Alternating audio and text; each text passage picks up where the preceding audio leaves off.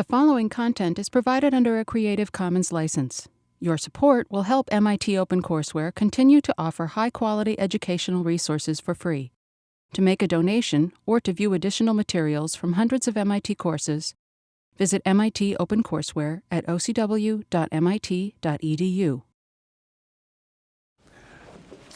So I'm just putting In-Q-Tel out there as probably the most extreme example of governmental willingness to intervene in territories we thought the government really wouldn't do, right? So, and again, it's an example of this national security state doctrine that David Hart told us about. Whatever is needed for national security, we're going to do, however interventionist it might be, and this is a good example. So Ruth David, very talented former CIA director for science and technology, comes up with the idea of creating this entity to sponsor IT research because the CIA realized it was falling behind. It wasn't part of the IT revolution, didn't understand it, wasn't a participant, and yet it was going to be absolutely critical. And of course, virtually no day passes without reading in the newspapers about some latest cybersecurity set of issues. So In-Q-Tel is set up as a government venture capital firm, a completely unique model. And it's aimed at early stage technology development. So, the CIA is not new to technology development. I mean, in aerospace, the U-2 and SR-71 Blackbird are two of the most famous and spectacular aircraft ever put together. They were put together by Lockheed's Skunk Works. But In-Q-Tel really is a very different model. So Norm Augustine, who had been CEO of Lockheed and is the winner of the President's National Medal of Technology, by the way, so a great technologist in his own right. He helps in the founding of this, and they pick a CEO right out of Silicon Valley, and they've got a board with ties to IT innovators as well as academic researchers and VC firms and tech companies.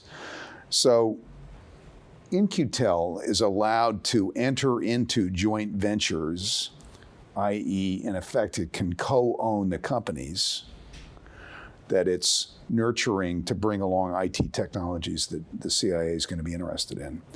It can use sole source grants. It can set up open competitions. It can award sole source development contracts. It's got a set of powers here that are really quite interventionist in the model. And the CIA itself doesn't review its business deals. It's because, it's a bit offshore. So it collaborates with the CIA, but it's independent of it. It has this set of characteristics, and we're going to talk more about these kinds of characteristics when we do the Great Groups class, the 7th class, but agile, problem-driven, solutions-focused, team-oriented, technology-aware, output-measured, innovative. These are all kind of characteristics of that In-Q-Tel likes to say that it's capable of. And these are some of the technology areas that In-Q-Tel in its earlier stages worked on. So a whole suite of IT-related and software-related tech capabilities. So that's the model, and it's different. So Chris, you want to bring us through it quickly? Sure. So this is a pretty unique situation. Basically, it's kind of posed as a win-win, like the CIA gets the new tech that they are kind of behind in producing, and then these tech companies, or In-Q-Tel, has the opportunity to get exposure to potential big next problems that they could develop, commercial products for. One question that was posed was, are there other such private enterprises funded by the government? And if not, what is preventing these partnerships from happening? So I think Bill mentioned that this is a pretty unique case, so probably I don't think there's any other such partnerships, but why is that maybe? They're still around, are they? Oh, yeah. Yeah. They've rebranded as IQT. Ah, thank you.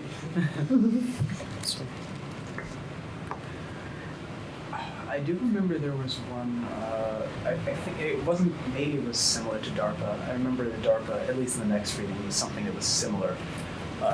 Oh, that's right. Okay, so I remember that one of the points they mentioned in this reading, there was some sort of licensing that corporations needed to work with the government. Do you remember what it was? Like FRC licensing? I think they were just talking about the level of strictness of the contracts and how In-Q-Tel works to restructure how that contract works so that they could encourage smaller companies that didn't want to deal with overwhelming bureaucracy to join the voting party. Thanks, Chloe. Good. Yeah, okay. Yeah, I was gonna say I think agencies similar to In-Q-Tel might be a kind of a hard sell because you think about they probably have a pretty large employee base and they're privy to information leak and also it's going kind of directly flying in the face of our aversion to industrial policy. So we are picking winners in this case. So those two things I think make it really difficult to have other agencies like this or setups like this. Right, because really, in effect, In-Q-Tel is a venture capital firm. It's not doing its own research. It's a venture capitalist, and it's taking positions in companies and helping drive those companies towards technology work that's going to be relevant to concerns that the CIA has got. Sorry, Chris, go ahead. Oh, no. Oh, Chloe, sorry. Similar position. I think it's interesting to think about why this would or wouldn't work for other agencies, because personally I'm surprised that it has been such a successful model for the CIA of all government agencies on several levels. I mean, the article says it. They didn't deal with any classified work or contracts, but I don't understand how such a firm could exist in partnership with an agency that does any classified work. I don't see how. Oh. I'm surprised that that happened. I'm surprised also that that was able. Yeah. Okay. Start with that. Which part are you surprised by? The fact that they Just that work they- so much on the non-classified stuff? No, they didn't. In-Q-Tel, at least. Yeah, they didn't work on classified stuff. So I'm surprised that I think of all agencies that I think this model could work for. I'm surprised that it works. For someone The who's so CIA. who compartmentalizes their information. Yeah, compartmentalized information. There would probably. They mentioned also, there will definitely be people who will raise questions about ethics concerns and, the government meddling in funding technologies that they might specifically be interested in. And I feel like the CIA is just the worst possible case. Yeah, it's really surprising to me. I think, yeah, it's really cool that it works, and also kind of shows that private enterprise working with government. Private enterprise has a strong incentive to move quickly, but I also think it's a case study in terms of it was an IT revolution. Their business is information in general, and if anybody's kind of better than us, then we're screwed. So they were we really need to win. We really need to win. So I think there's a strong stress to actually make it work. So there's probably a lot of issues, and also from a management perspective, a lot of times people don't say about the bad things when they write stories about it. Yeah. So there might have, I feel it was really stressful. Probably the people from because there's probably going to be an old wing who's yo, we don't want to do this, and then there's a new wing who's no, we need to do this. Mm-hmm. So I think it might have been a pretty stressful thing. I can see how it works, but I can also see how they made it work. Yeah. That's Which means that if in such a difficult situation, and if they were still able to make it work just out of necessity, that means that probably any other government agency could do something similar. So, in order that we get through everything, I'm going to push us ahead on this one. But first, just a closing thought, Chris, on this one. Sure. So I think the central idea here that you can kind of maybe outsource what you may be a little bit behind in or aren't so good at is really interesting. So that the CIA can effectively focus on its core business, which is gathering and maintaining intel.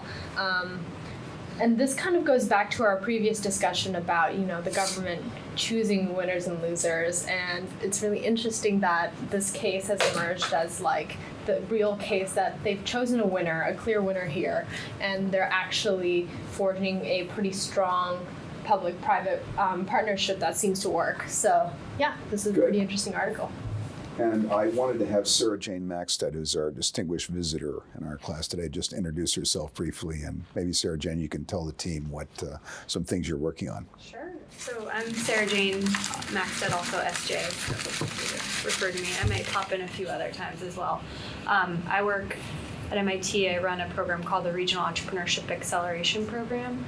We work with global regions all over the world to accelerate their innovation ecosystems. So my background, I mean, I'm not that old, but my specialization is in innovation ecosystems. Specifically, my background's most directly related to the energy space. So I worked in the U.S. Department of Energy, and I worked for U.S. Senator, and I worked in the private sector as well, all in relation to energy and innovation ecosystems. So how do you cultivate, how do you deal with this valley of death? And it was so interesting being in the beginning of this conversation, talking about, not using kind of market terms. And when I worked in the federal government, we were not allowed to say commercialization.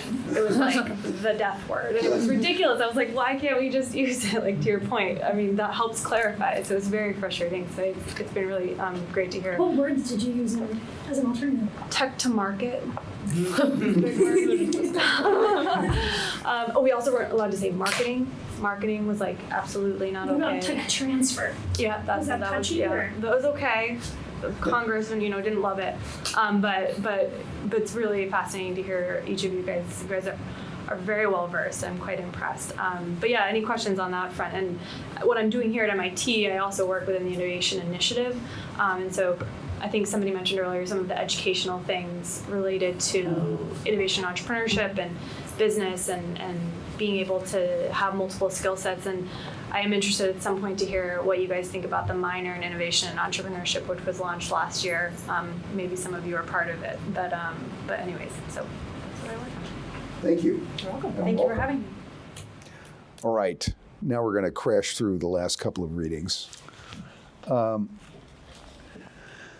This is a piece I did in 2014, and essentially I began to realize that there were different periods at which point we began to reorient in the U.S. our understanding and the organization of our innovation system towards, heaven forbid, commercialization. And I, roughly delineated 5 periods: the immediate post-war, the Sputnik period, the 1980s competitiveness period, and then more recently, these kind of new potential innovation waves that are coming in energy, for sure, I think, but also potentially advanced manufacturing. And the U.S. essentially had to rethink the Vannevar-Bush disconnected model that it brought into place in the early post-war and create a more connected model, right? And each one of these stages kind of presents movement towards more connected kinds of systems. So the post-war period, you're familiar with, that's Vannevar-Bush himself. And he creates a highly connected model during the war, as we've discussed, and then disconnects it as we've gone through and talked about, particularly from the Stokes reading, at the close of World War II. So this is where our great, as we said before, our great, strong, and certainly very important basic research organizations come from. And obviously, we've talked before, we get a lot out of that model. But Sputnik is an attempt led by the Defense Department, but embracing other pieces like NASA and NSF, to where the Defense Department pushes on that disconnected model. I mean, the Defense Department can't take a disconnected model. It just won't work. It's got to have, fairly rapid movement towards actual technology development. And to the extent a system is disconnected, it's not going to serve DoD well. So DoD, in the course of the Cold War, and certainly this is rampant by 1957, is rebuilding its much more connected World War II-like kind of system with deep ties between industry, university research systems and efforts, and the defense lab system. So DoD plays a pervasive role at every stage of the pipeline, as we've talked about previously. So if that's the innovation pipeline, our classic basic research agencies are playing at this stage, research and maybe into invention and early stage prototypes, maybe into early stage development, but that's it. Whereas the Defense Department, as we've talked about, will perform the research, the development, fund the prototype, fund the demonstration, fund the test bed, and move into actual production, often creating initial markets for new technologies. Okay, that's the IT story that we've begun to tell. We'll tell a little more when we talk more about DARPA. So DoD has got a much more connected system because of its potential, and it doesn't always play a role at every one of these stages, but it potentially plays a role at all of them. So it's a very different organizational model as we've been talking about today. DARPA comes right out of the Sputnik Challenge. It's set up in 58, Sputnik is 57. President Eisenhower had been completely frustrated that the 3 separate service space programs were not talking to each other and not sharing ideas. Each of the services was pursuing a rival effort to capture what was then known as the higher ground, right? And put that higher ground project into its own procurement program. So the Army and the Air Force and the Navy all had their own separate missile programs. Eisenhower wakes up stuck with Sputnik, appropriately blames the services for not having undertaken collaboration. Eisenhower decides, I'm taking space away from you. We're going to create this DARPA thing, and it's going to report to the Secretary of Defense. I'm going to run it as a unified program.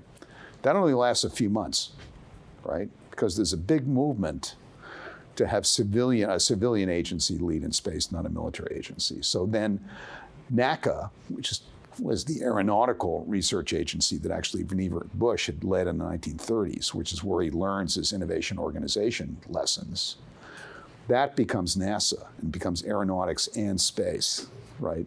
And is essentially created as around the Apollo mission. Max? Quick question regarding the previous slide. You mentioned that the DoD is basically involved in all these steps, whereas places like the DOE are not involved. Why isn't the DOE involved? The Department of Energy doesn't have, and Sarah Jane can tell us about this, but it doesn't have a procurement budget. So it doesn't buy stuff, right? So DoD buys its stuff, right? It will buy the technology advances that it's supporting. It will buy aircraft. It will buy IT systems. It will create the initial market for the integrated circuit for its own computer needs. The Department of Energy doesn't have a procurement budget. Therefore, it's limited in its ability to do this creation of initial markets and undertake support of the production stage, right? It's hard. Look, in the end, the energy technology, we're going to talk about it. We'll do a whole case study on energy, which I hope will sort of satisfy you. But in the end, we're going to stand up an energy technology revolution in the private sector. There's no pretending that a government contract model is going to achieve that revolution. It's got to get stood up in the private sector. So I don't think it solves our problem, right? I think that we have to recognize the reality that 12% of the economy is in energy. It's going to be a civilian sector. Let's figure out how to stand those technologies up in that civilian sector, because that's the lasting model. I mean, it wouldn't hurt if DOE would buy certain stuff, but Congress is just not going to give it the power. And Sarah Jane's comments about the unwillingness to talk about, God forbid, commercialization is symptomatic. Much less deployment, much less initial market creation, right? So it's a challenge in other organizations. Third period is around competitiveness. So from 1973 to 1991, and we talked about this in the first class, the US economy significantly slowed. And this is where the Rust Belt comes from, right? This is the first great job disruption in manufacturing.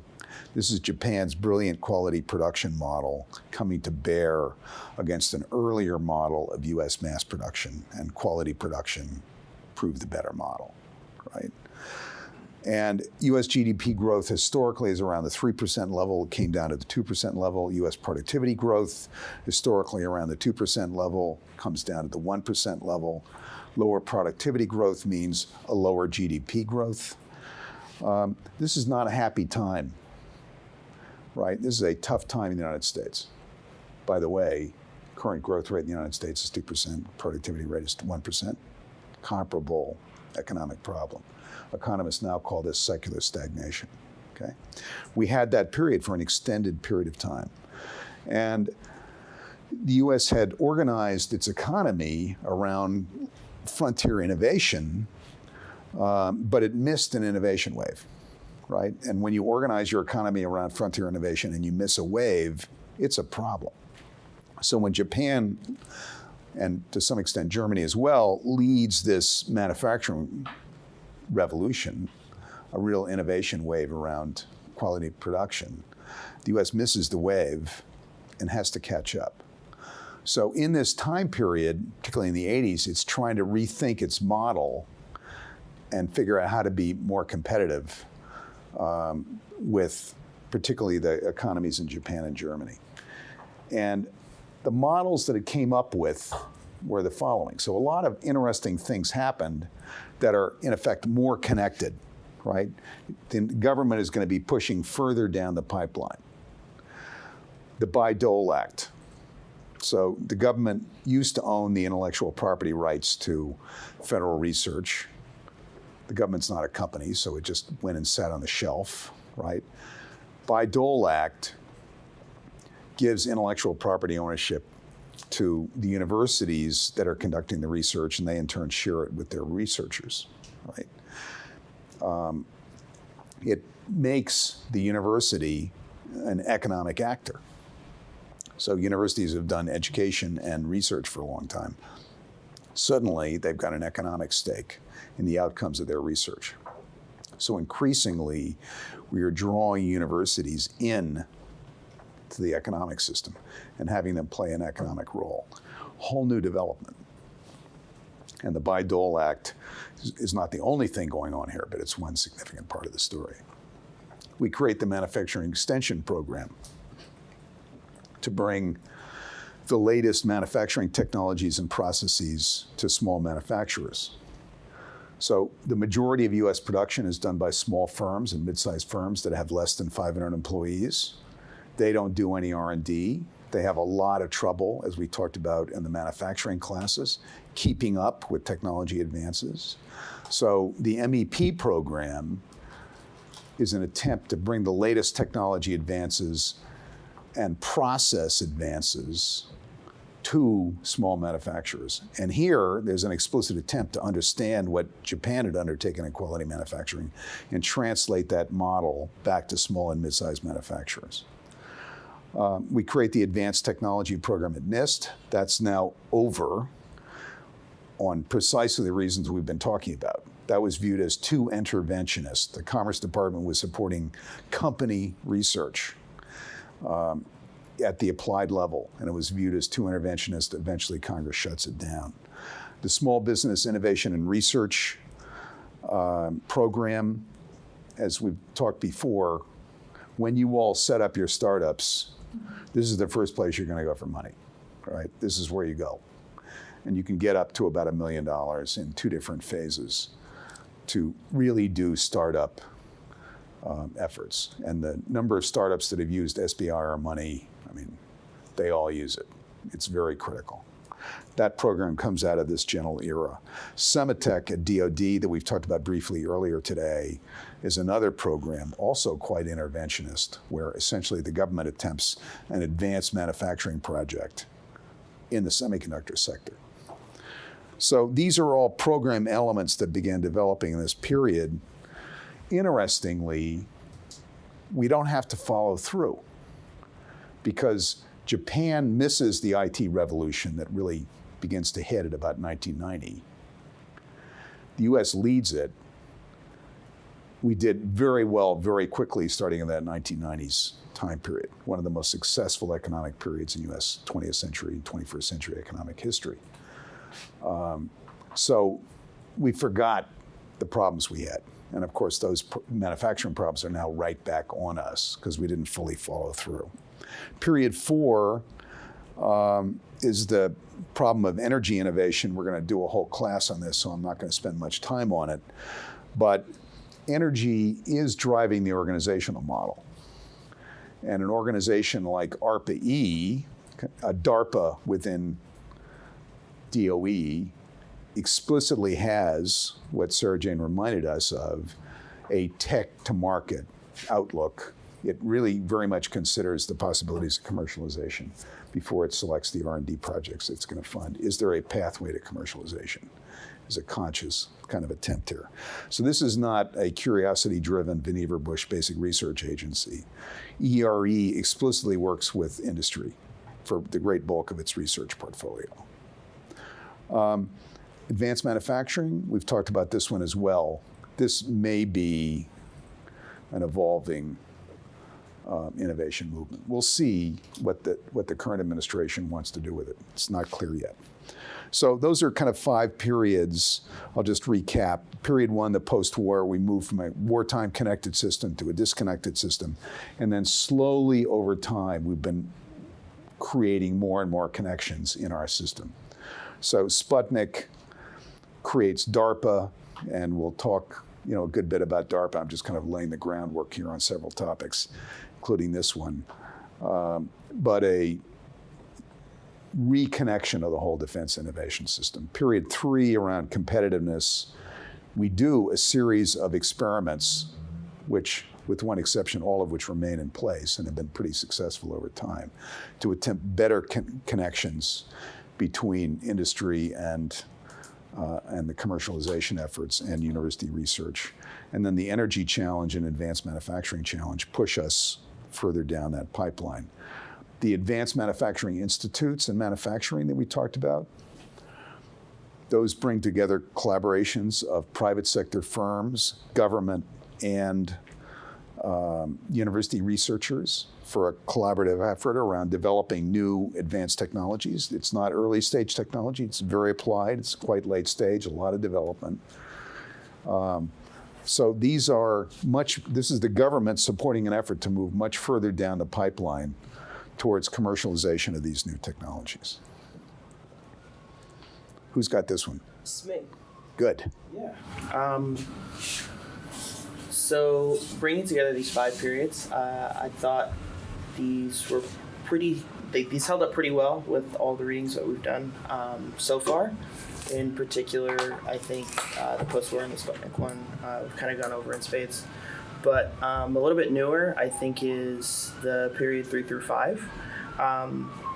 But particularly if we focus on 80s competitiveness, we see that's kind of spurred on a little bit towards, kind of with the advent of Symantec and sort of semiconductors and kind of missing this innovation wave with Japan.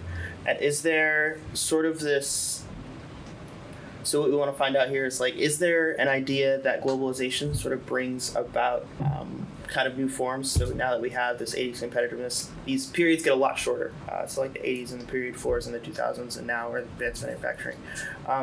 So is there this opportunity for globalization to sort of make these innovation waves maybe shorter, or sort of add more and make them more compact so more people have this opportunity?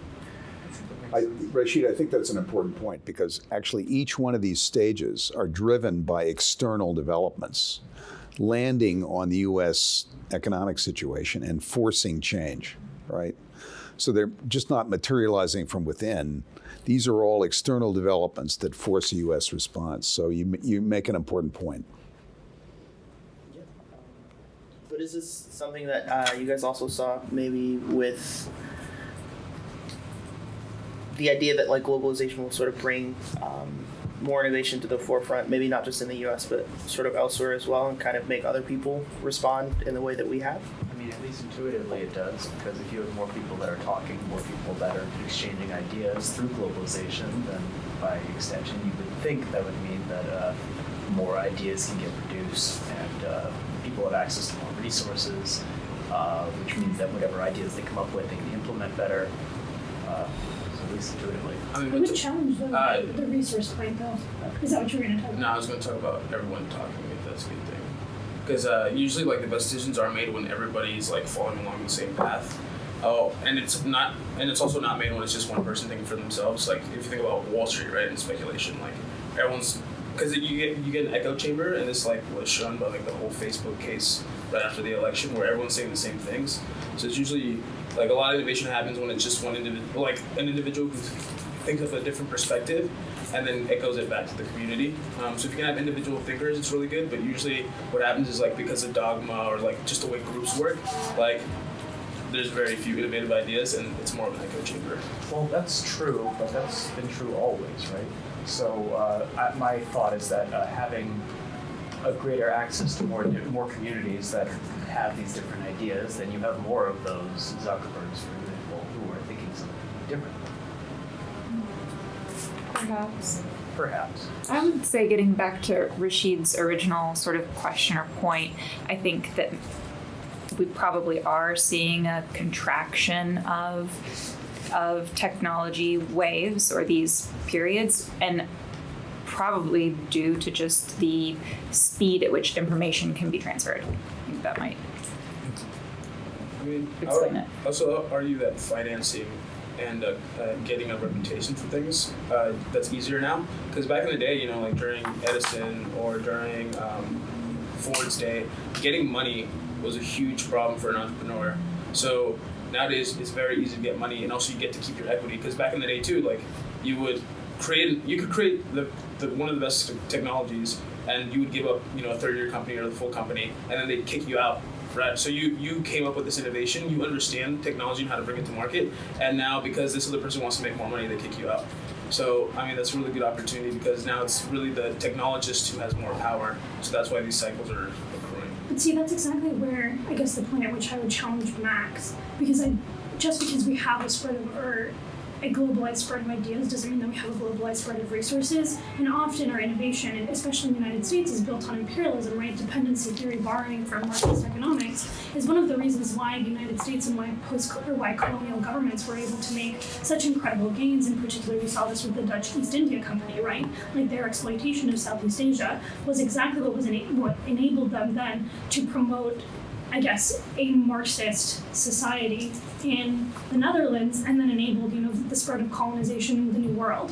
And so what we're seeing now, especially with the produce here, or rather innovate here, produce there paradigm, is I think going to, and the sort of detriments that we talked about maybe 3 classes ago about the ways in which countries are now understanding how to innovate there as well, is that we may be sharing all of our ideas, but there's not going to be a capture of value economically or in terms of the practical, I guess, gain of technological advances, because those resources are not local. We're going to have to purchase them from other countries. And if the United States doesn't have access to those resources in production and manufacturing, then we're going to miss out on the benefits of having created those ideas domestically. And that's what I think is so treacherous about the international relations landscape that the Trump administration is creating for us, right? And why it's really important for us to be wary of our reputation on the international plane, because we don't have all of the resources necessary in order to produce. And if we destroy our reputation abroad, people won't want to work with us. And if they now have the innovation capacity as well, then what is the future for American innovation if imperialism and hegemony does not exist for Americans anymore? But I would argue 2 points on what you just said. One is, the interesting thing about Trump is he became such a polarizing figure that abroad people know we don't like him. So like it's like that's just him, that's not the US. And then 2, I think you're thinking about your framework is based on the past in terms of what's happened, and I think in the past it's been very much like we're in a scarcity society, so there's a scarce amount of resources, so we need to take from somebody else. So there's a philosopher who talked about how we have so many enemies, and the U.S. created so many enemies because we used to take. But I think what will change in the next 100 years, 200 years is that we will kind of get closer to like a post-scarcity society, so that we have more resources. Say people discover a better form of energy, so we have, you know, assume infinite energy, even though that's ideal. Assume we have water because we figured out desalination so we can get enough food. Assume that now we have automation, so people don't have to work with their hands, so more people can think. and then assume we're expanding and we go into space, right? So now we're also, it's kind of like like the American period of growth where people are expanding other places. So the game before was to take and take and take. And if the game becomes more to how do you give, what becomes valuable once you already, it's to have money wouldn't be valuable, it'd be respect, it'd be this person got a Nobel Prize, this person was, did a social initiative. That's just like an evolution of what you just said. So you guys are really leading us out there. Yeah. Yeah, I think. We're off into utopian land. Yeah, To bring back Martine, that was like 4 But innovation ways. interesting. Very interesting. But the thing is, like from a startup perspective, you don't think linearly, you think exponentially. So we're talking about these contractions, right? So that could be a reality in terms of, we say that if you're thinking about how the past used to be, like that's not the game we're playing. Yeah, I anymore. don't think that's the game we're playing anymore. Yeah. Like you could probably look at these and like that's pretty already. Yeah, so it You're might already be that. looking exponential. It could be bioengineering, energy, and physics all at once. Yeah. Yeah. Which I think offers the opportunity to be pretty cool. And I think ARPA-E, we can focus on them a little bit now on period 4. It's like looking at these interdepartmental sort of collaborative mechanisms to sort of spur these sort of short-term, like 3 to 5 year, like very industry-focused kind of like targeted growth periods. And so is that an idea that we want to kind of take back is, can we look at, now that we're so interconnected and all this globalization mess that we tried to create, is can we kind of focus all of these things in sort of these targeted areas with any degree of success, or are we just kind of playing the game and kind of gambling anyway? So like you're saying to focus the defense, for example, the Department of Energy, you would say focus it only on one form of energy. Is that what you're asking? So let me take this back. Talking about the mechanism. Yeah. So does the mechanism work? But the mechanism is basically you have this idea for advanced materials, right? And you take a couple of industry partners, the Department of Energy, for example, and I don't know, maybe even an international partner, and you kind of make them all work together on an advanced materials project for 3 to 5 years. Do you think all of these people can get together and work effectively sort of in this short time span to produce any degree of success? Well, obviously I have a bit of a penchant for fusion. So my first thought's going to be ITER, the International Thermonuclear Experimental Reactor. And partially because science and engineering for plasma is just really hard, and partially because I feel that, at least in my opinion, it hasn't been managed as effectively as it could have been. It was supposed to be like the best example that I can think of international collaboration trying to solve a very big problem, and it's more than double its budget. It was its first budget, and it's like, 10, 20 years behind schedule. So, of course, that's not to say that the approach itself, the fact that you're using international resources, that's not to say that that is inherently flawed, but I can't really think of any counterexamples. I mean, so yeah, the way I would think about it as a business person is like, this is a pretty common problem, is you stress people. So like I gave the case example before of like Silicon Valley and how there was not minorities and there weren't that many women. So like sometimes what you do is you actually make the problem be very like apparent. And so the CEO of a company knows there's a problem in my company. They won't announce it, but they'll leak a paper. And somebody will be like, oh, there's a real problem. And then everyone's like, oh, we need to solve this. Oh my God, there's all this press. And you kind of use the tools at your disposal. And so, yeah, you have to stress them just the right way, because people like would stay by themselves in their own little like bubble. But if you stress them, so it's like, oh no, we need to do this now. Like that's how I would think about it. But Actually, sorry. No, I was just gonna say I think the question that gets beyond the mechanism itself of the ARPA-E is how do you monitor or evaluate success? So I think to your point, some technologies, right, take a lot longer. So it's 3 to 4 or 5 year, a good time horizon. And if we keep it at that, that's fine. But how do we bundle in all these different energy technologies? For instance, for some maybe more building technologies are going to be a lot quicker. And then some like fusion are going to take much longer. And how do you identify the right technologies or applied research to do in that capacity, and how do you evaluate the success? And that's a tech to market kind of question as well. Like, what are those, points of evaluation, which is, I think. Right, and sir, you're driving us, I think, to some additional perceptions here. Given your basic question, Rashid, what are the innovation organization models that we're going to use if we're trying to take on these bigger tasks? In other words, it was straightforward enough to do a curiosity-driven research project and fund one PI. But if we're moving the model to move much further down the pipeline, right, which is what all these stages represent, what are the organizational mainstay models we're going to use here? And then you come to a model like the manufacturing institutes, which can typically have more than 100 companies, 4 or 5 major research universities, a comparable number of community colleges, if not more, and potentially 1 or more federal agencies and 5 or 6 states and state economic development organizations. As someone in the Defense Department described this to me, standing up a manufacturing institute is like standing up a country, right? Compared to funding a single PI researcher.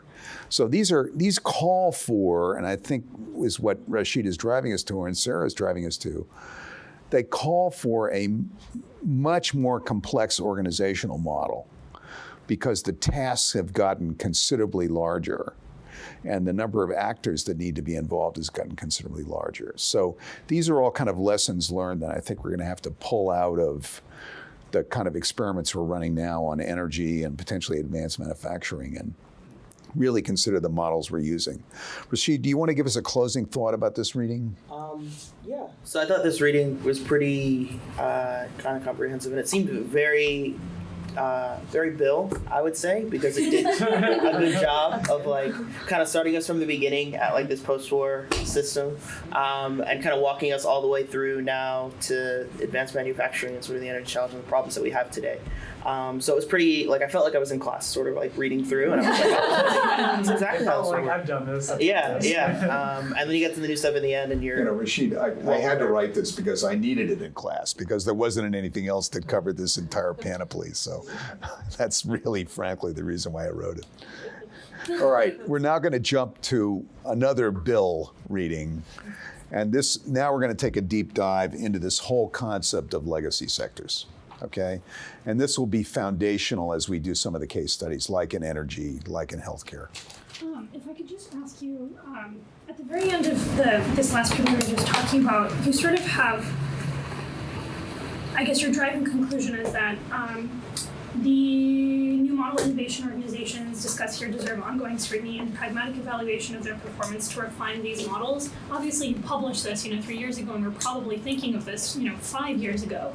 So I was curious if you could talk a little bit about how you've maybe developed that already, or if you've been thinking about what a model might look like.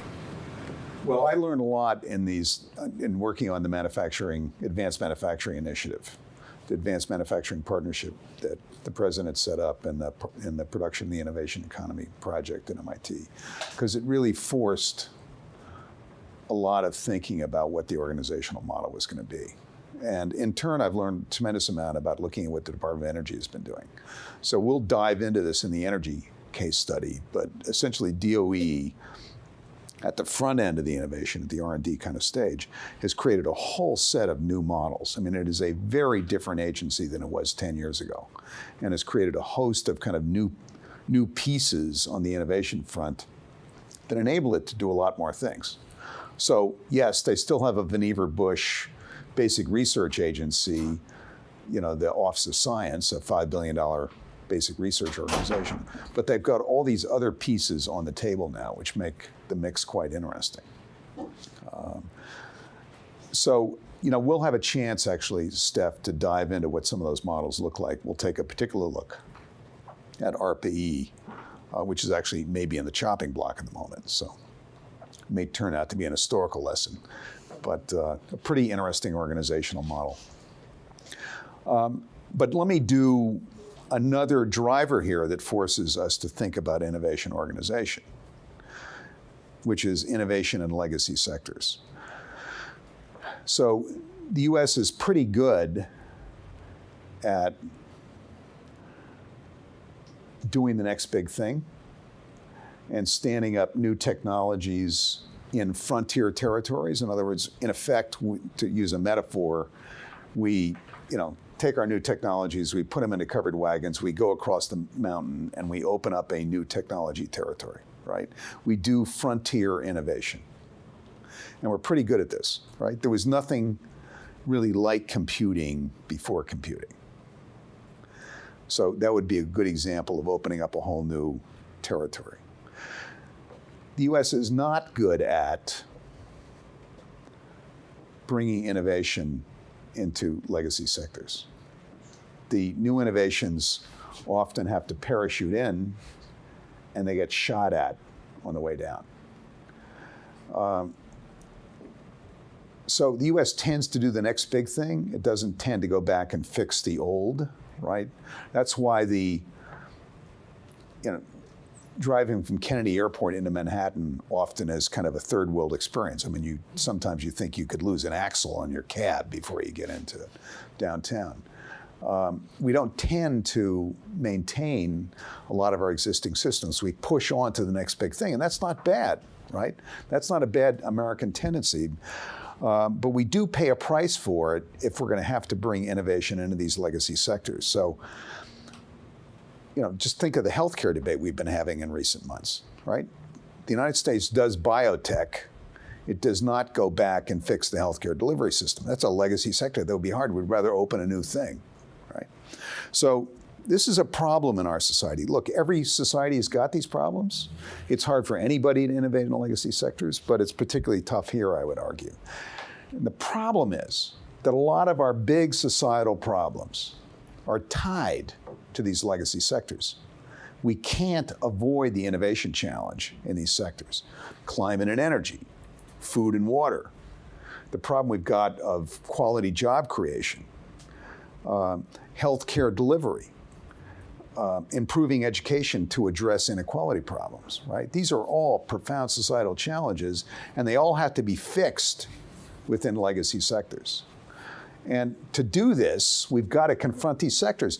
Frankly, Chuck Weiss and I, my co-author, were amazed when we wrote this book. There's no literature on this. There's no literature in the innovation policy field about innovating in legacy sectors. It's a problem that's just hidden absolutely in plain sight. So how would we do this? Because we need to do it. One example is the revolution in military affairs in the defense sector in the 1990s, where we bring a raft of new technologies to bear, even though the Defense Department is one of the most notorious legacy sectors around, right? How is it that DoD is able to organize to bring these technology advances in? But we can start to see a whole set of innovations that are starting to move in what we could consider legacy sectors. So advanced manufacturing, manufacturing is definitely a legacy sector. New energy technologies, intelligent cars, higher education for sure is a legacy sector. We're starting to see online education, right? Commercial space. So there are possibilities here. We're starting to see what some of the possibilities might be. So learning how to innovate in these sectors is critical. What are some of the take-home lessons? There are obstacles to innovation in legacy sectors. Innovation, by the way, is not just the kind of shining new lights and only the cutting edge. There's a lot of innovation that needs to land in these legacy sectors that are not quite as glamorous. Legacy sectors have a lot in common, both in the US and abroad. So there are definitional aspects of a legacy sector that apply to manufacturing, but also to healthcare delivery. We can find commonalities here. And in legacy sectors in countries here and abroad have commonalities. And the context of innovation can be every bit as important as the innovation system itself. So this class is focused on the innovation system, but it's within a larger context, and I'll explain what that means in a minute. Entrenched legacy sectors resist innovation. For example, we often provide incentives to producers that don't align with societal needs. The legacy sectors are defended by a technological, economic, political, social, and maybe even cultural paradigm, right? So a legacy sector is a castle, and it's got a rich defense system that it defends the technology advances that it's encouraged. It will defend the economic models that it's pursued. It will use the political system to block change, and it uses societal and educational systems to ensure that it gets staffed up and has a social outlook that tends to protect it. So these legacy sectors tend to share this common kind of paradigm. They will resist disruptive innovation, and they will be more accepting of innovations that fit their own business models, and we'll talk about that in a second. The features of a legacy sector, to get a little definitional, and I don't want to go into a lot of details on these, but you get the idea, right? And these are characteristics that a legacy sector won't share all of these characteristics, but it will typically share many. So in the characteristics side, there are often perverse prices that don't reflect externalities, i.e. like the low cost of gasoline, right? There will be an established infrastructure, gas stations, right? Massive infrastructure system that's got to get rethought and overcome if you're going to make change. There are strong public expectations of low cost of energy in the United States. It's very hard to overcome these. There are often regulatory requirements that block entry of new technology. Again, in the energy space, good luck in connecting your out-of-state, new solar system with the transmission system across a series of states. You're going to have to get the states' regulatory systems lined up. It's very tough. There are career pathways and curricula at universities that tend to support the existing system. All of these, there's typically very limited R&D compared to revenue. So in the energy sector, for example, less than 1% of annual revenues is spent on research and development in that energy private sector, an astonishingly low number for major industry. And there are powerful vested interests behind these legacy sectors that defend them. In terms of, I'm not going to go into detail about the market, about these kind of market imperfections, but often perverse subsidies, network economies, non-appropriability where the developer, the technology can't recapture its value. There's often problems of collective action. So for example, it's tough to introduce technology advance into the building sector because it's so totally decentralized. They're not major actors. There's just lots and lots and lots of little actors. So you can't get collective action together in a sector that's organized like that. There's a short time horizon for financing, and that limits the ability to kind of scale up new technology advances. So these are, now in contrast, if you're developing a technology that is compatible with the legacy sector's paradigm of technology and business model and so forth, right? Then you can do it. You can do it in relatively short order. So fracking was adapted within really a 15-year period. The original technology advances came out of the national labs, right, around things like 3D seismic imaging. And they moved very quickly because fracking fit the existing fossil fuel economy so nicely. If you're doing solar, good luck to you, right? It's a much more complicated adaptation process. So if you're doing disruptive technologies, that's where the problem really comes in. So we have a series of models of the dynamics of innovation. And we've been sort of struggling to see these in the course of the classes so far. But as you think about it, there's really kind of 5 ways that our economy undertakes innovation, right? One, we've spent a lot of time last class and this class, the pipeline, right? Again, the model, dump basic research in the end of the pipeline, mysterious things happen, great products emerge. That's technology push. The federal government is in effect pushing a new kind of technology or scientific advance into the pipeline, and hopefully it will emerge from the pipeline. It's a technology push model, a technology supply model. That's the dominant model underlying US innovation policy, okay? But there's also induced innovation. Remember, Vernon Rutan came up with this theoretical framework. Industry does, the majority of innovation in our economy, right? Industry will typically see a market niche or a market opportunity and will move to fill that opportunity, typically with incremental advances, not radical advances. So that is a demand pull. Industry is identifying a potential demand that can pull the technology into the marketplace. That's typically what industry does. But then there's other models. The extended pipeline we've just been talking about today. That's what the Defense Department does. It operates at every stage of the pipeline. So in addition to the pipeline model in the US system, we have an extended pipeline model in the US system. A fourth model is manufacturing-led innovation. The US doesn't do this one, right? We didn't build this one. Countries like Germany and Japan do this model. Korea, Taiwan do this model. China has now jumped on this model. In other words, their innovation system is led by the kind of creative work, the new engineering, the new science that can lead to produced products, right? It's that product design stage that's central in a manufacturing-led innovation system. The US never built one of these. So by creating these manufacturing institutes, that's an attempt in the US to get this piece into our system. Overall, entry into legacy sectors is such a complex effort that you're not going to do one of these innovation organization models. You're going to have to do probably all of them, right? When you think about a sector as complex as energy, you've probably got to tackle all of these dynamics to get the changes you need.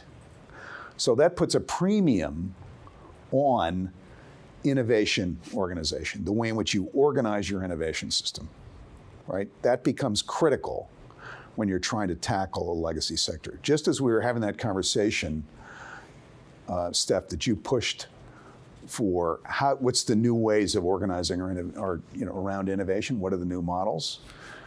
If you're trying to innovate in a legacy sector like energy or manufacturing, you're going to need new models, and you're going to need to think about the innovation dynamics at each one of these points. Oh, I don't want to forget, you need change agents, because legacy sectors will not change themselves, right? You're going to have people prepared to push these legacy sectors to adapt change. And maybe it's political leadership, maybe it's new companies and startups that are going to be the change agents. Maybe it's a new R&D agency, maybe it's a mix of all of the above, right? But you're going to need change agents that are prepared to move things in these legacy sectors. So those are the 5 models. Some of this calls for us to think about what the governmental role is, right? Do we need a more activist governmental role in this kind of context? What's the process? And this is particularly important because this is going to be important in your papers, right? So the stuff we're talking about here is going to be, in terms of launching new technologies, this multi-step, 5-step process is going to be something that I'm going to ask you to use as you consider the topics you develop in your papers. Step 1, you can't innovate without innovation. So you're going to need stuff, right? So you're going to have a front-end innovation system that's giving you creative stuff to innovate with. Here's some ideas here. Form critical innovation institutions. Build thinking communities. Now, you gotta have a community that's big enough to really get a lot of ideas on the table for innovation to occur, right? It's Romer, right? It's the prospector theory here. You've got to have a thinking community that's at a big enough scale that they can really work on creating innovations in a legacy sector. You need to link the technologists to the operators, right? They can't be in isolation from each other if you want to implement this stuff. And you can use that island bridge model. We'll talk more about this next week when we talk about innovation by great groups. But your innovators need to be connected to decision makers that can effectuate the changes they're going to propose. Some other steps, and then I'll quit and we could do some Q&A. Step 2 is each technology is going to have a different launch path, right? The launch path for batteries for grid storage is probably going to be a very different launch path than batteries for transport, right? Launching into the utility sector versus launching into cars, those are different launch pathways. So you're going to have to think about what the launch pathway is for your technology that you want to have enter the marketplace. And then you're going to need to tie support packages to those launch pathways that fit, right, that are relevant to the particular launch pathways. A fourth step is look at the innovation system and the gaps in the innovation system. What are the holes in the system? Where are things dying? For sure, it's the valley of death, but what are the other gaps in that system? Because again, the valley of death is only between research and, and development, right? You've got all kinds of other stages to get through too, all the way up into production. What are the gaps in that overall system? So think about what the gaps are, and then think about institutional fixes, public or private, or both, that fill those gaps. So this is kind of a menu of how to think about bringing innovation into legacy sectors. And if you all are going to work in the energy field, that's the king of legacy sectors, right? If you want to pursue advanced manufacturing, that is a big-time legacy sector. So we're going to have a much more sophisticated innovation organization approach. We're not going to solve these problems by, individual awards to individual investigators. It's not going to work, right? It's not going to get us there. We're going to have a whole new delivery system for the innovation system. Let's see if there's anything else I want to cover. Change agent kind of orchestrates the activity here and therefore is a pretty critical player. So again, these chapters here are pretty important for your paper, and that 5-step process and understanding the dynamics of innovation are pieces that you're going to need in your paper. So Rashid, it's all yours. Great. So this is actually a great place to start because I think a lot of us were pretty much in line with what was going on, understanding what a legacy sector is and identifying them. We were pretty much all okay with that. Where I think people sort of started to diverge was deciding on sort of who would play the role of these change agents. A lot of people were sort of looking in their questions to figure out who would be the best poised in certain situations to kind of play that role of a change agent. Would it change for different initiatives? And I think one of the interesting things was we tried to identify sort of this community of change agents first. We were all looking for sort of this thinking community for different individuals. So just to start off with, who do you think might be able to play a role in sort of any particular case to be the sort of change agent for a legacy sector? And it can be anyone.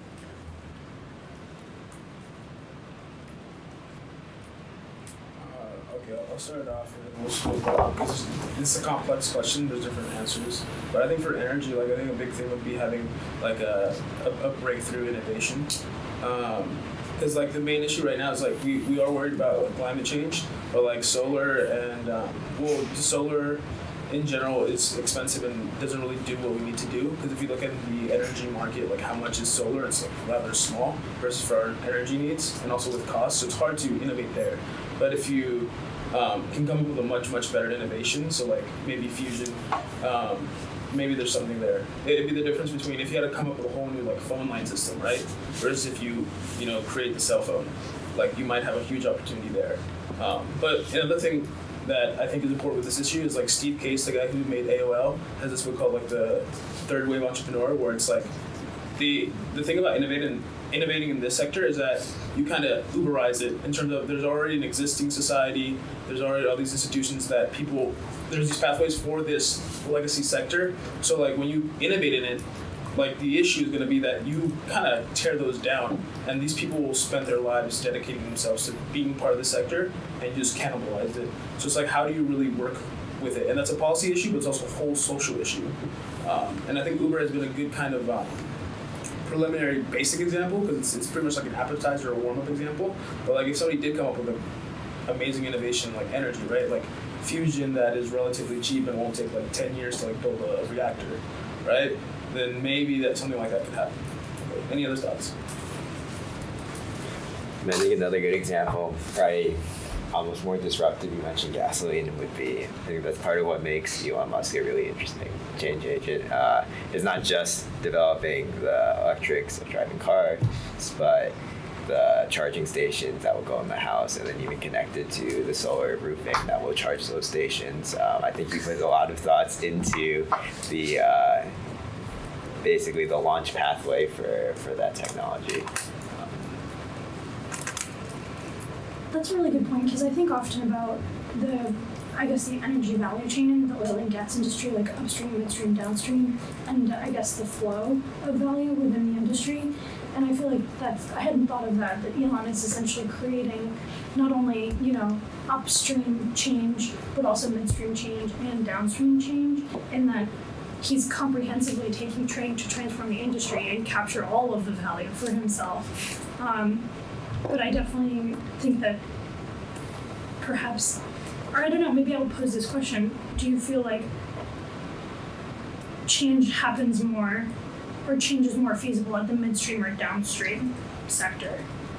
Because I feel like upstream is kind of that disruption, right? It's trying to create fusion, which can be challenging and it can be difficult to sort of have people adopt. But then you get stuck at the midstream or downstream. Do you want to change infrastructure, or do you want to change consumer patterns? Is I guess my question. Steph, quickly define upstream, midstream, downstream for me. So upstream is just like the production aspects of it. So literally like the extraction of natural gas and oil. So the derricks essentially. Midstream is the infrastructure that's created in order to transport that. So say like the railways, the trailers, trucks, etc. And then downstream is the consumer aspects of it. So like literally the people buying it in their car at scale.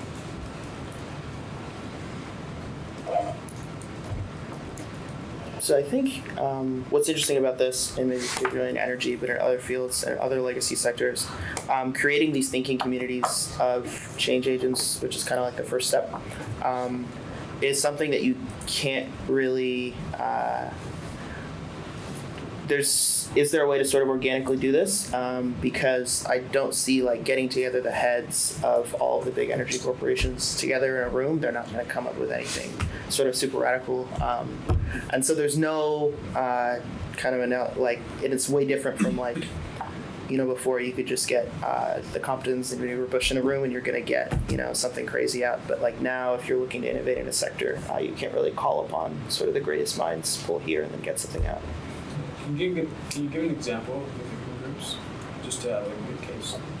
Well, isn't MIT kind of trying to create sort of a thinking group or a space where thinking groups can occur with the engine? Isn't that one of sort of? Yeah, or Mighty could be, and the Energy Initiative could be seen as a thinking community that's not simply MIT based. It brings in all kinds of people from various sectors and places to kind of think through these big challenges. And the big reports that MIT does are the products of these thinking communities as they attempt to think through a new technology area, like solar or like the future of the grid. SJ, when you were at DOE, did you interact at all with the American Petroleum Institute? Well, not really. It was there, like it was, affiliated. I don't even know how. I think it was out of Office of Science. Was it Fossil? Gosh, Fossil. I think the Office of Fossil Energy had the relationship, but we didn't interact with them at all. So I think that's an interesting example for Rashid within like the legacy sector of oil and gas, because I know API does a lot of work in ensuring that the regulatory framework is there for all of the oil companies, so the heads of all of the oil companies sort of get together as a group of, or provide representatives at meetings, and then they go through and talk about, the sort of potential outcomes for the energy industry, and then think collaboratively about what that industrial framework might look like. And obviously, there's a lot of those industries that are trying to create disruptive innovations because that's the only way that they're going to win in the market in the long run. Well, I think there are something to think about. Each program, most applied programs in the government have, what do you call them? Kind of working sessions where they hear industry. What do they call them? Oh my God, peer reviews? Oh, not peer reviews. I don't know what they call them, but it's basically where you bring together the community of practice of all of all of the people that make sense to bring together in solar and batteries or whatever, and you have a conversation to identify pain points. And all of EERE does this, so Energy Efficiency Renewable Energy Office, and I know most other applied programs do as well, to kind of do that. But I actually think, to your point about, does it really make sense to get all these execs in a room? Are they really going to move the ball forward? Is actually a really interesting question, because I think we're starting to see more of the execs in the room with the midstream and the downstream and to actually be innovative. It can't just be the CEOs of these companies, right? It has to actually be different layers as well. And I think that goes to this thinking through this kind of model. But I don't know if that answered the question. So I'm going to need to, if we're going to get out of here, I'm going to need to do a wrap up of today, and then I want to talk about next week's class, because 7 of you will be presenting, and I just want to go through the dynamics of, that's going to be a different kind of class, so I just want to talk about that. But before we do that, Rashid, why don't you lay out, some closing thoughts for us on this piece? Yeah, so I didn't get to it, I was hoping to actually answer the question, but another idea that sort of everybody had was identifying policy and policymakers to sort of give this impetus towards making these changes and making these changes more kind of politically favorable and apparent. And it's kind of difficult in these legacy sectors because I think you're up against powerful vested interests. And I think it's just, to Martine's point, kind of making the case for, maybe I don't have, fusion yet, but it's kind of making it socially applicable or politically palatable to say, like, if we invest, here and get this fusion, we can sort of make this change that'll be politically favorable for everybody. And so I think looking at policy incentives, you have to think a little bit bigger than just kind of what is scientifically or technologically possible. But I think this is a great piece, and this is a great piece for us because it encourages us to not only think about innovation systems as sort of being differentiated, and you can kind of do different things but achieve the same result, but also a lot of people have to sort of buy into and get on board and kind of be coordinated in their actions to achieve feasible and kind of long-term change, because we have a lot bigger problems than we did 50 or 100 years ago. And a lot of them are tied to these legacy sectors. Thank you. So I'm going to do a quick wrap up of this class. So our backdrop was Donald Stokes and Pasteur's quadrant, and that led us into Branscombe and Auerswald, right? And their underlying, the focus of innovation policy, frankly, for the last 25 years has been on the problem that they write about, this valley of death problem, and how do you get across it. But one thing I want to be clear about today is the valley of death is only one piece of a larger innovation system, which stretch a lot further than just research and development, right? And we've got to think about the gaps in that system overall. But Branscombe and Auerswald really lead us into this foundational problem. And, a valley of death is essentially a linear view. And they also point out that, hey, the system is really not linear. It's more complex than that. It's this Darwinian sea. Rutan describes for us this parallel universe. We have a set of civilian basic research agencies, and then we have a very differently organized set of defense R&D agencies and mission agencies. And they are very different systems. And one is, from an organizational point of view, purposely disconnected. The other is purposely connected. And they are different worlds. We have gotten a lot out of that defense innovation system. We don't normally think about it or talk about it, but the results are quite powerful. Glenn Fong told us about the models that DoD uses when it's actually going to play a role in civilian sectors, right? And laid out the byproduct model, the spin-off model, the dual-use model, the industrial base model. So these are all models that DoD uses in practice. We looked at In-Q-Tel, which in some ways is the most extreme model of governmental intervention into the private sector, because it will actually play the role of being a venture capital firm and take ownership positions in companies that it wants to encourage innovation in. We talked about the new model innovation agency piece. Essentially, the idea here is that The system isn't static. It isn't standing still from the time Vannevar Bush created it. It has been changing pretty dynamically over time. And these outside crises, the competitiveness challenge in the 1980s, the Sputnik challenge of the later part of the 50s, the energy technology challenge, now this advanced manufacturing challenge, these are all external elements that have been driving change in the US system and pushing its model to be more of a connected model. And then the final reading was about innovation in legacy sectors. As we discussed just now, many of our deep societal problems are tied up in these legacy sectors, and these legacy sectors need innovation, and they resist it inherently in their model. And how do you think about innovation organization that's going to start to bring new technology advances, new innovative advances into these legacy sectors that they will be disruptive of their business models? How do we start to think about that? Because we're now into that project, and we need to much more systematically organize our innovation organizational approaches to cope with it. So that takes us through class 6. Next week is going to be a different kind of class, because you guys are going to own it much more than I'm going to own it. So 7 of you will be presenters. I'm asking that, and I've got pretty detailed directions in describing the class. If you've got questions, let me know.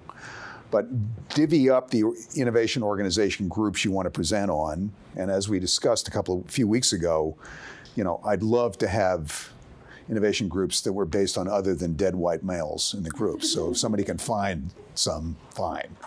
And talk to me about them. I may be able to help you on sources. If you can't, that's fine too. And these are very interesting groups. So it's going to be whichever one you pick. These are very interesting stories. I think we'll have fun with them. And the great group model takes us, we've been talking about institutional innovation. We talked a lot about that today, right? Innovation at the institutional level. But innovation belongs to people, and they organize themselves in groups, and we have to understand the dynamics of those groups as well. Okay, so that's what the object of the class is.